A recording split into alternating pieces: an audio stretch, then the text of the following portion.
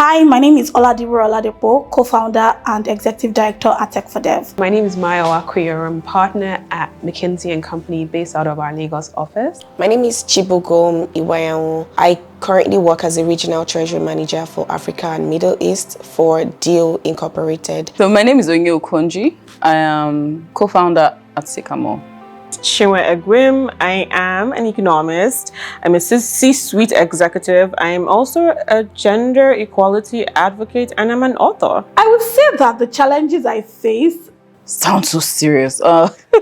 I don't think I saw those as challenges, but I'll just speak to when I look at my everyday life, like over the past 7 years, 8 years, right? What it is that I've faced, and especially since I started out with Tech for Dev and also Pronage, like what it is that I'd faced so thus far. Always constantly learning and constantly being pushed to do something different, so you never get comfortable. So that's the sort of world and playing field in which I operate. For the longest time, I thought that the role, being an economist, was well aligned with an introvert because, like, write your papers, stay behind the computer, do your projections, and give your views. But I quickly learned that that wasn't all that was required, and I have to do a lot of public speaking. I don't want to say that being a woman is a challenge, but sometimes it could come off as that. Being a young female who was advising, quote unquote, senior executives in Nigeria. And I remember my first feedback conversation with my evaluator, and I remember her telling me, like, look, you're very smart, and you're very capable, and you have a lot of energy and will. But the thing that you need to be aware of is the fact that you are young and you're a female operating in this climate. You just realize that the body language of the people you're speaking with, like you're talking to someone and the person's like tilted towards the male figure in the room, like their body is all like tilted to the male figure in the room. trying to thrive in a seemingly male-dominated field. So even in the bank, everyone perceives the Treasury Department as some sort of cult. It's like where you have meetings and you walk into the room and maybe you're the only female or one of two. It can be a bit, I don't know the word to use, is it disempowering internally? Obviously, one wouldn't show that.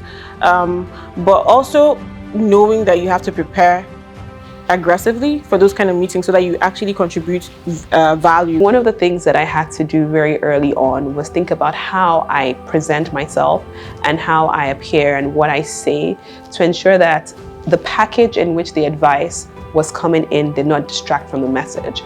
Frankly speaking, I do not think I had a certain level of prepared mind or thought around how I eventually overcame that.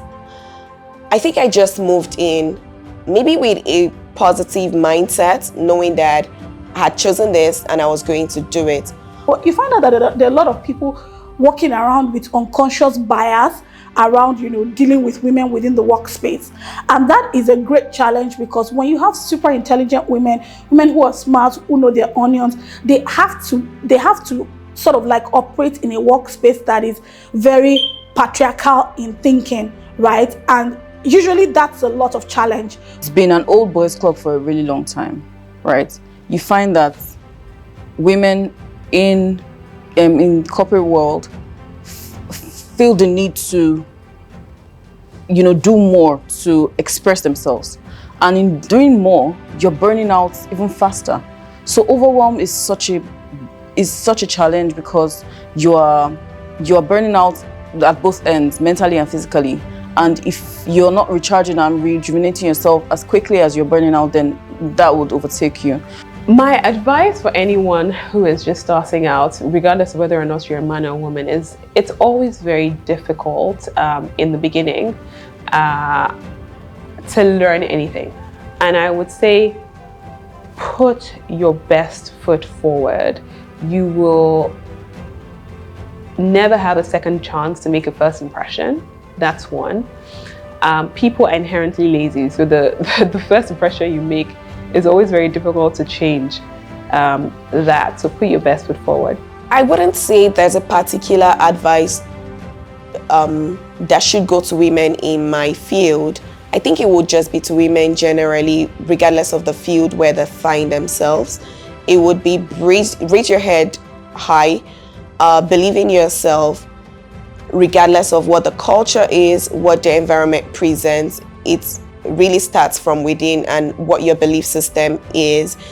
And now pointing it down to my field, which is treasury finance, I would say just like every finance professional is required of, you need resilience, you need grit, you need that attention to details, and you need the ability to multitask, because everything lies on the shoulder of the person managing funds, managing cash flows, managing the treasury of the company. Mediocrity is not permitted. That's number one. So you need to feel like you need to have some sense of direction, really know what you want. It is good to have mentors and sponsors, but also understand that if you are not well equipped, you make it difficult for people to lift you up.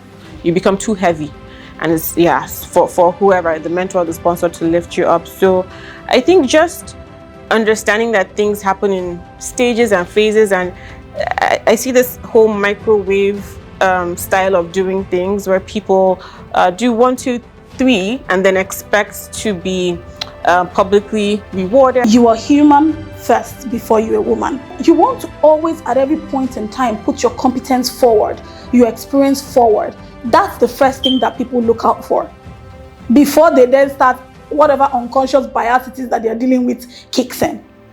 And so when I say you're human first before you're a woman, what that means is that always put your competence first, always put quality first. There's no point, I don't want to get a job that I'm just a gender quota. They have just, because they're trying to fill a gender quota is why I'm there. It means that in the case where the business is not doing too well, I will be the first set of persons they will kick out anyway, because, well, they were just filling a gender quota. I want to be able to be in a room where, and I want you to be able to be in a room where, when they're talking about who can do this the best, then your name pops up as a woman. Women can multitask in several other ways that men cannot. So I would say that recognizing that the imposter syndrome is real should also propel us to push ourselves forward. I would say today, apply for that job, start that business, whatever it is that you have in your mind that you can do it actually. Yeah, you can do it far better than you've ever even imagined. So just start. I know it sounds a bit crazy to say just start, but I would say just start and then you will not regret it. So be yourself. You don't need to fake it to make it. Do what you need to do per time and feel comfortable in your skin. Sycamore and Tech for Dev embrace equity. I'm excited to join Sycamore in embracing equity. I'm very excited to join Sycamore in embracing equity. I'm super proud of Sycamore. Embrace equity. Happy International Women's Day. Happy International Women's Day. Embrace equity.